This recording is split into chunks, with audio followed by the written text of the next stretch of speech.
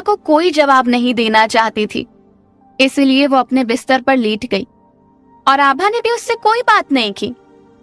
जिया लेटे लेटे छत की तरफ देखकर सोच रही थी कि कुछ दिनों से उसके साथ ये सब क्या हो रहा है। एक तरफ रोशनी ने उसे धोखा दिया, अब एक एक करके उसके स्कूल या कॉलेज के फ्रेंड्स उसे मिल रहे हैं और हर कोई उससे उदय के बारे में बात करना चाहता है। तभी जिया उठकर अपने ऊपर से कंबल खींचती है। इतने में उसके फोन की घंटी बजती है। जैसे ही उसने फोन उठाकर देखा तो देखा उसके स्कूल के दोस्तों ने उसे व्हाट्सएप ग्रुप में ऐड कर दिया था और हर कोई जिया के बारे में बात कर रहा था या फिर उसका हालचाल पूछ रहा था। एकदम 6 साल बाद अपने पुराने दोस्तों के मैसेजेस देखकर जिया हैरान थी। उसे समझ नहीं आ रहा था कि अचानक 6 साल बाद ऐसा क्या हो गया जिसके कारण सबको जिया की फिक्र हो रही है। जिया को तो अपने सभी क्लासमेट्स के चेहरे भी याद नहीं थे। इतने सालों के बाद वो अपने क्लोज फ्रेंड्स के अलावा बाकी लोगों को भूल चुकी थी और व्हाट्सएप ग्रुप में मैसेज करने वाले लोग उसके लिए अनजान थे। हालांकि एक एक करके जिया को सबकी मौजूदगी याद आ रही थी, लेकिन वो अभी किसी से कोई बात नहीं करना चाहती थी। दूसरी तरफ जिया के लिए ये भी समझना मुश्किल था कि ये उदय के आसपास रह रहे लोगों का उसे फोन क्यों आ रहा था। हालांकि कॉलेज में उन दोनों के बीच में बहुत प्यार था और एक दिन उतना ही बड़ा झगड़ा भी हुआ था। पूरे कॉलेज को उनके प्यार की कहानी और झगड़े की दास्तान पता थी, लेकिन कुछ लोग ऐसे भी थे जिन्होंने पहले साल ही कॉलेज छोड़ दिया था। वो इस ग्रुप में आकर उन दोनों के प्यार की मिसाल दे रहे थे। तभी अचानक ग्रुप में एक वीडियो पॉप हुआ। इस वीडियो में 2 कपल एक दूसरे के बीच की दूरियों को मिटाते हुए नजर आ रहे थे। दोनों एक दूसरे के गालों को सहला रहे थे। लड़के के बालों से उन दोनों का चेहरा ढका हुआ था, लेकिन उसकी बॉडी लैंग्वेज देखकर जिया चौंक उठी। तभी लड़के ने अपना चेहरा कैमरे की तरफ किया और सच्चाई सामने आई। वो लड़की कोई और नहीं, जिया की बेस्ट फ्रेंड रोशनी थी और वो लड़का उदय था। पर ये वीडियो हाल फिलहाल का ना होकर कुछ साल पुराना था। अब तक जिया को यही लग रहा था कि रोशनी और उदय को एक दूसरे के करीब आए कुछ ही दिन हुए हैं, लेकिन इस वीडियो ने सारी सच्चाई को उजागर कर दिया था। अब जिया के सामने साफ था कि जिस लड़की के लिए उदय ने उसे छोड़ा था और उसके साथ झगड़ा करके उसे पूरे कॉलेज के सामने बेइज्जत किया था, वो लड़की कोई और नहीं बल्कि उसकी बेस्ट फ्रेंड रोशनी थी। वो वीडियो 3 मिनट का था और जिया ने अभी अभी उसे प्ले किया था। रोशनी का चेहरा देखते ही उसका मन किया कि वो वीडियो को वहीं रोक दे, पर उसने हिम्मत रखकर उस वीडियो को पूरा देखा। एक पल के लिए जिया वीडियो भेजने वाले से ये पूछना चाहती थी कि उसे ये वीडियो कहाँ से मिला और ये वीडियो कब का है, लेकिन ये सब वो अपनी जिंदगी में 6 साल पहले ही पीछे छोड़ चुकी थी। फिर खुद को इतना पीछे खींचना उसके लिए ठीक नहीं है, इसलिए उसने व्हाट्सएप बंद करके फोन किनारे पर रख दिया। अब तक जिया को उदय से नफरत थी, पर इस वीडियो ने उसके तन बदन में आग लगा दी थी। वो इसी वक्त जाकर रोशनी का गला घोटना चाहती थी, साथ ही उसका बस चलता तो वो उदय को गोली मार देती। जिया ने गुस्से से अपने नाखून गद्दे पर गड़ा दिए और फिर आंखें बंद करके लंबी लंबी सांसें लेने लगी। आभा अब तक सो चुकी थी। जिया को ऐसा लग रहा था जैसे 6 साल तक एक सन्नाटा छाया हुआ था और अचानक 6 साल बाद एक एक करके सब लोग जिया की परेशानी का हिस्सा बनने चले आए हों। आज ही उसके कॉलेज का एक लड़का बस स्टॉप पर मिला जो उदय के बारे में पूछ रहा था। दूसरी तरफ ऑफिस में बॉस की एक्स वाइफ के साथ चल रही झड़प जिया के लिए कम चुनौती भरी नहीं रही थी। जिया पूरे दिन अपने बारे में सोच ही रही थी। सुबह से उसने एक वेज रोल के अलावा कुछ भी नहीं खाया था। लंच के समय वो आभा के साथ कैफेटेरिया में बैठी थी, पर लिफ्ट में हुए इंसिडेंट के बारे में सोचकर उसके गले से एक निवाला तक नीचे नहीं उतर पाया। जब जिया ने रोटी का एक टुकड़ा तोड़ा था, तभी चंचला उसके पास आकर ऑफिस की खबर बताने लगी। जिया सोच रही थी कि इस तरह चलता रहा तो वो कब तक अभिलाषा से बचने की कोशिश करती रहेगी, क्योंकि अभिलाषा का पूरा ध्यान जिया पर टिका हुआ था। उसे ऑफिस के कामकाज से कुछ लेना देना नहीं था। ये बात जिया ही नहीं बल्कि ऑफिस में मौजूद सभी लोग जानते थे। हालांकि जिया अभिलाषा का डटकर सामना कर सकती थी, लेकिन उसने पहली बार जिंदगी में अपने पैरों पर खड़े होने की कोशिश की थी, जिसे वो मिट्टी में नहीं मिलाना चाहती थी। तभी जिया ने एक बार और अपना फोन उठाया और कॉलेज ग्रुप खोल कर देखा।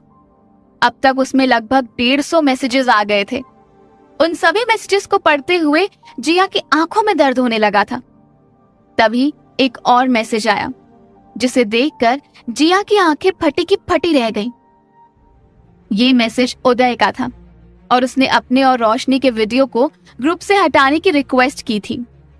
जिया इससे ज्यादा इस बारे में कुछ नहीं जानना चाहती थी, इसलिए उसने एक बार और अपना फोन बंद करके किनारे पर रख दिया। हालांकि उसने अपना फोन बंद कर दिया था, लेकिन उसके मन में अब भी एक जिज्ञासा बनी हुई थी कि इसके बाद ग्रुप में मौजूद लोग उदय को क्या जवाब देंगे। कुछ देर बाद फोन पर एक और मैसेज आया और जिया ने झटके से अपना फोन उठाया, लेकिन ये मैसेज ग्रुप मैसेज नहीं था। आज का दिन जिया के लिए जितना चुनौती भरा था, उतना ही हैरान करने वाला था, क्योंकि अब जिया को अगस्त ने मैसेज किया था और उसने सिर्फ इतना ही लिखा था, क्या तुम ठीक हो? जिया को समझ नहीं आ रहा था कि अचानक अगस्त को उसकी इतनी फिक्र क्यों हो रही थी। अभी अभी जिया एक पहेली सुलझा पाई थी कि उसके साथ सवालों की लड़ी लग गई। जब अगस्त जिया को कॉफी शॉप में मिला था, तब उसे ऐसा लग रहा था जैसे वो उससे पहले भी मिल चुकी है। हालांकि अब तक जिया इस बात का जवाब नहीं ढूंढ पाई थी। फिर अगस्त ने उसे उस आदमी की बदतमीजी से बचाया था। तब एक पल के लिए जिया को वो सुलझा हुआ इंसान लगने लगा था। उस दिन जिया को ये नहीं पता था कि अभिलाषा उसकी वाइफ है, इसलिए जब अगस्त उसे हॉस्पिटल ले गया, तब भी जिया अगस्त की अच्छाई के बारे में सोच रही थी। अगर उस दिन कार में अगस्त ने जिया को 2 बातें ना सुनाई होती, तो उसे कभी भी अगस्त पर गुस्सा नहीं आता, ना ही उसके मन में ऐसे अटपटे सवाल आते। इतना ही नहीं, अगस्त ने जिया को पूरे स्टाफ के सामने कॉम्प्लीमेंट दिया था और आज सुबह जो कुछ भी हुआ था, उसने जिया के लिए एक और सवाल खड़ा कर दिया था कि आखिर अगस्त ने आज सुबह 12th फ्लोर पर पहुंचने के बाद उसका हाथ पकड़कर उसे लिफ्ट के अंदर क्यों खींचा? आखिर उस वक्त अगस्त जिया के साथ क्या करना चाहता था? फिर जब लिफ्ट डिसबैलेंस हुई थी, तब अगस्त ही था जो जिया को लिफ्ट के अंदर संभाले खड़ा था। इससे पहले कि जिया इन सब सवालों को लेकर अपने बाल नोच लेती, उसने तुरंत फोन उठाया और अगस्त की बात का जवाब देते हुए मैसेज टाइप किया, हाँ मैं बिल्कुल ठीक हूँ। अगस्त का मैसेज डिलीवर होने के 15 मिनट बाद जिया ने उसका जवाब दिया था। अगस्त उस वक्त अपने दोस्त के क्लब में था। उसका दोस्त उसे पिछले 1 साल से अपने क्लब में आने के लिए इनवाइट कर रहा था, लेकिन अगस्त ने कभी भी उसके इनविटेशन पर ध्यान नहीं दिया। लेकिन आज पहली बार अगस्त इस क्लब में आया था, इसलिए अगस्त का दोस्त चाहता था कि उसकी खरीदारी में कोई कमी न रह जाए। लेकिन उस वक्त अगस्त अपने दोस्त से बात करने की जगह जिया का मैसेज पढ़ने में व्यस्त था। तभी अगस्त ने एक बार और व्हाट्सएप पर जिया की प्रोफाइल खोल उसे मैसेज टाइप करने की कोशिश की, लेकिन उसने अपने मैसेज को कई बार लिखकर मिटा दिया था। आखिरकार अगस्त ने जिया को ये लिखकर भेज दिया, क्या तुम कल ऑफिस आओगी? अगस्त का ये मैसेज देखकर जिया ने अपनी आंखें गोल घुमाई। जिया ने उस समय अगस्त के मैसेज को पूरी तरह नजरअंदाज किया।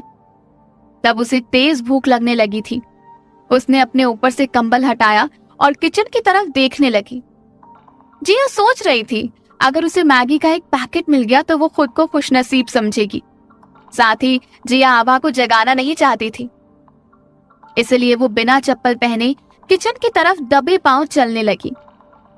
अब तक जिया को किचन में रखी हुई किसी भी चीज के बारे में कोई जानकारी नहीं थी। किचन का सारा मैनेजमेंट आभा ही संभालती थी। जिया ने कुछ डब्बे जो कि रैक के ऊपर रखे थे, उन्हें नीचे निकाला और इन डब्बों को निकालने के लिए उसने एक छोटा सा स्टूल अपने पैरों के नीचे रखा था। अचानक एक डब्बा झटके से नीचे गिरता है, जिससे जोर से आवाज होती है और आभा की नींद खुल जाती है। आभा हड़बड़ाते हुए उठकर किचन की तरफ देखती है और जिया को स्टूल पर खड़ा देखकर दौड़कर किचन में आती है। तब तक जिया के हाथ से सारी शक्कर नीचे गिर चुकी थी। तभी आभा जिया को डांटते हुए कहती है, जब किचन के बारे में कुछ पता नहीं है तो मुझे उठा देना चाहिए था ना, हटो यहाँ से। जिया का मुंह छोटा हो गया और वो किचन के दरवाजे के पास जाकर खड़ी हो गई। अचानक आभा को एहसास हुआ कि वो जिया के ऊपर कुछ ज्यादा ही जोर से चिल्ला गई। इसलिए वो जिया के पास आकर कहती है, सॉरी, मुझे तुमसे ऐसे बात नहीं करनी चाहिए थी। तुमने आज दिन में भी खाना नहीं खाया है ना? मैं तुम्हारे लिए मैगी बना देती हूँ। जिया को पता था कि अगर उसने एक शब्द और भी कहा तो आभा उसे फिर से डांटना शुरू कर देगी। इसलिए वो चुपचाप जाकर अपने बिस्तर पर बैठ गई और फिर अचानक से उसे याद आया कि अगस्त ने उसे मैसेज किया था और अब तक उसने अगस्त के मैसेज का कोई रिप्लाई नहीं दिया। वो झटके से फोन उठाती है और यस लिखकर मैसेज सेंड कर देती है। कुछ ही देर में आभा जिया के लिए मैगी बनाकर ले आई। दूसरी तरफ क्लब में अगस्त के आसपास मॉडल्स घूम रही थी, जिनको उसके दोस्त ने अगस्त के स्वागत के लिए बुलाया था, पर अगस्त ने किसी में भी कोई इंटरेस्ट नहीं दिखाया। उसका दोस्त आकर उससे कहता है, इनमें से तू जिस पर भी हाथ रख दे तेरे सामने बिछने के लिए तैयार है। हर इंसान को अपनी इन जरूरतों के बारे में भी सोचना चाहिए। मैं जानता हूँ डाइवोर्स के बाद तूने किसी लड़की की तरफ आंख उठाकर भी नहीं देखा, उस डांसर की तरफ भी नहीं जो हर रोज क्लब में सिर्फ तेरे लिए डांस करने आती है। अगस्त अपने दोस्त की बात का जवाब देते हुए कहता है, मैं इन लड़कियों को देखने के लिए इस क्लब में नहीं आया हूँ। मुझे लगा था इतने महीनों से तू मुझे बुला रहा है तो जरूर तुझे बिजनेस को लेकर कोई बात करनी होगी। अगस्त का दोस्त कहता है, बात तो मुझे बिजनेस की करनी थी, लेकिन जब से तू यहाँ आया है तब से अपने फोन पर इस तरह से लगा हुआ है जैसे तेरी नई नई शादी हुई हो। मैं जानता हूँ जब जिंदगी में एक अच्छी औरत नहीं होती है तो ऐसी बेचैनी होना आम बात है, इसलिए मैंने तुझे इन मॉडल्स की तरफ देखने के लिए कहा। एक बार तू शांत हो जाए तो हम शांति से बैठकर बिजनेस के बारे में बात कर पाए। आगे की कहानी जानने के लिए सुनते रहिए।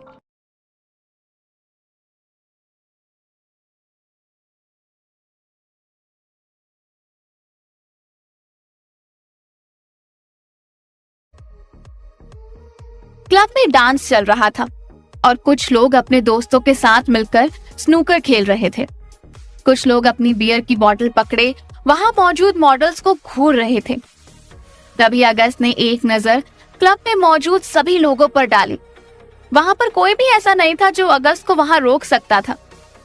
तभी अगस्त ने अपना सर उठाकर अपने दोस्त की तरफ देखा और उसके कंधे पर हाथ रखकर कहा, मैं इतना कमजोर नहीं हूं जो इन छोटी चीजों से बहक जाऊं। बिजनेस की बात हम फिर कभी और करेंगे।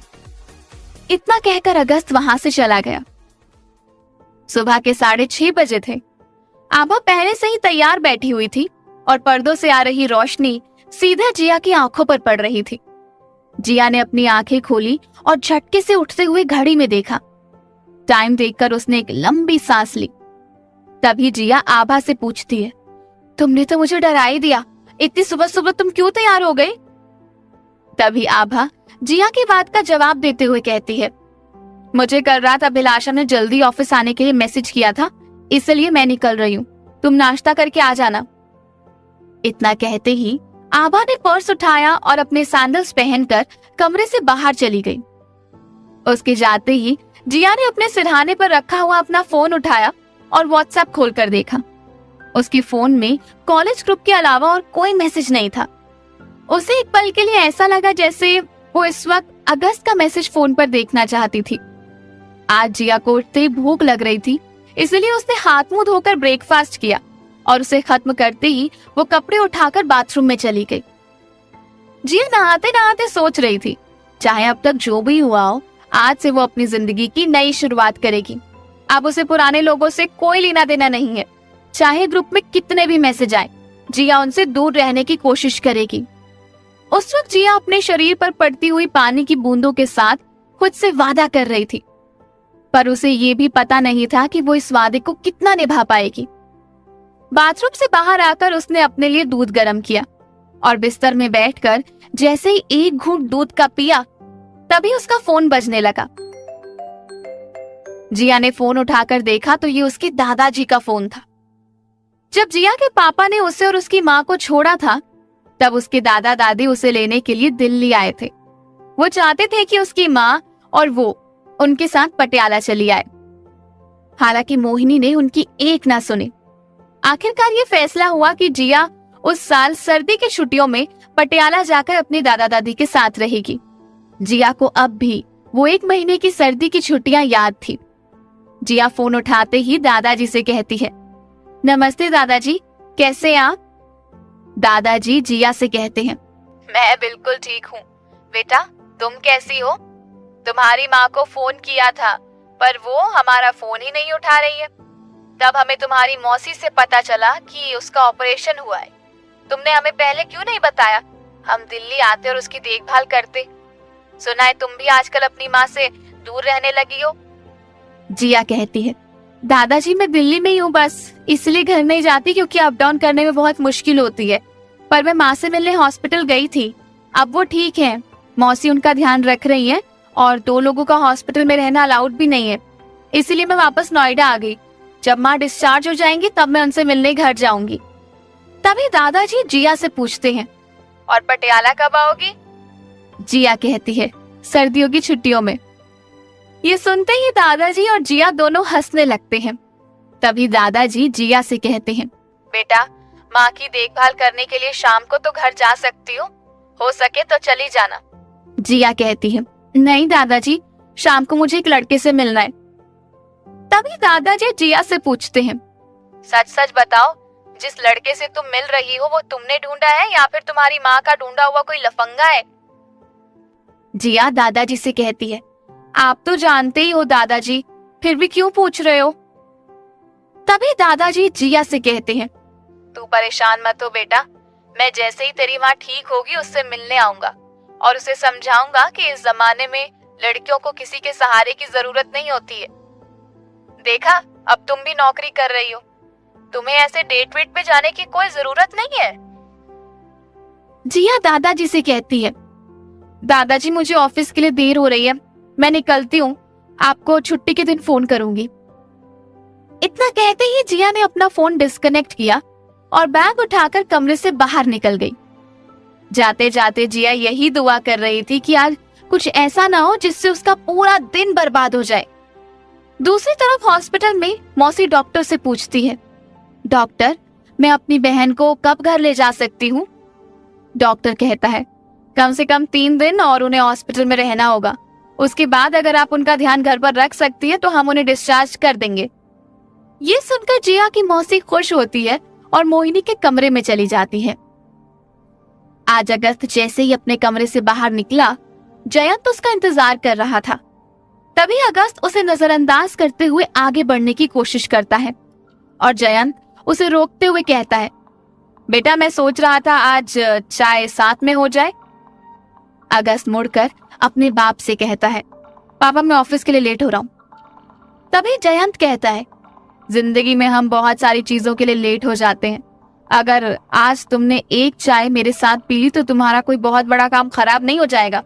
आओ बैठो, मैंने पहले से ही मेड को कह दिया है कि वो 2 कप चाय बना कर लाए। जयंत की ये बात सुनकर अगस्त सोफे पर बैठ गया। तभी जयंत अगस्त से पूछता है, ऑफिस में सब कुछ ठीक चल रहा है? अगस्त कहता है, आपको कब से मेरे बिजनेस की फिक्र होने लगी? आप तो मुझे फार्मास्यूटिकल के फील्ड में डालने की सोच रहे थे। जयंत कहता है, हर इंसान अपनी जिंदगी में कभी ना कभी इनसिक्योर फील करता है। मैं भी तुम्हारे फ्यूचर को लेकर इनसिक्योर था। मैं जानता हूं मुझे तुम पर भरोसा करना चाहिए था, पर अब जो हुआ सो हुआ। कब तक तुम इस बात को अपने दिल से लगा कर रखोगे? आज तक जयंत ने कभी भी अगस्त को बिना किसी मतलब से बैठने या बातचीत करने के लिए नहीं कहा था। ये पहली बार था जब दोनों बाप बेटे बैठकर एक दूसरे से बात कर रहे थे। हालांकि दोनों की बातों में कड़वाहट थी, लेकिन कहीं ना कहीं ऐसा भी लग रहा था कि दोनों के बीच की दूरियां इसी तरह से भर पाएंगी। दूसरी तरफ जिया जैसे ही ऑफिस पहुंची, ऑफिस में हड़कंप मचा हुआ था और आभा लिफ्ट के पास खड़ी एक एक करके सभी एम्प्लॉयज को फ्लोर पर भेज रही थी। तभी जिया आभा के पास आकर उससे पूछती है, क्या हुआ ऑफिस में? चारों तरफ ऐसे भगदड़ क्यों मची हुई है? आभा जिया से कहती है, भगदड़ आज का मजा है क्योंकि मैडम पागल हो गई आज और सुबह से उन्होंने सबकी नाक में दम किया हुआ है।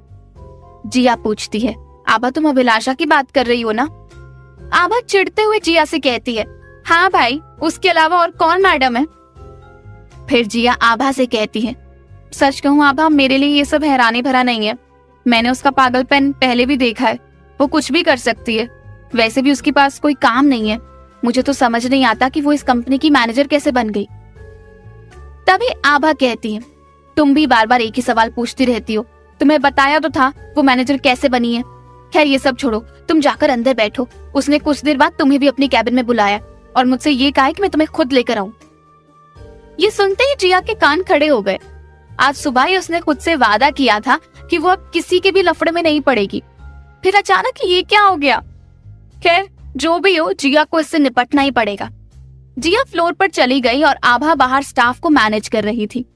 अपना काम खत्म करते ही आभा जिया के पास आकर कहती है, चलो जिया, हमें 12वें फ्लोर पर चलना है। आभा की बात सुनकर जिया उसके साथ स्टाफ लिफ्ट से 12th फ्लोर पर पहुंच गई। जैसे ही लिफ्ट 12वें फ्लोर पर रुकी, वहां भी भागदौड़ मची हुई थी। सब लोग अभिलाषा से परेशान थे और आपस में ये बात कर रहे थे कि अभिलाषा को कुछ काम नहीं आता है और वो खामखा बॉस बनने की कोशिश कर रही है। उन सभी लोगों की बातें सुनते हुए आभा और जिया अभिलाषा के कैबिन का दरवाजा खटखटाते हैं। तभी एक धीमी आवाज उनके कानों पर पड़ती है, अंदर आ जाओ। आभा और जिया अंदर जाते हैं और दोनों को एक साथ अंदर आता देख अभिलाषा कहती है, आभा तुम बाहर जाओ, मुझे जिया से बात करनी है। ये सुनते ही आभा कैबिन से बाहर आकर खड़ी हो गई, पर उसे अंदर की आवाज साफ सुनाई दे रही थी।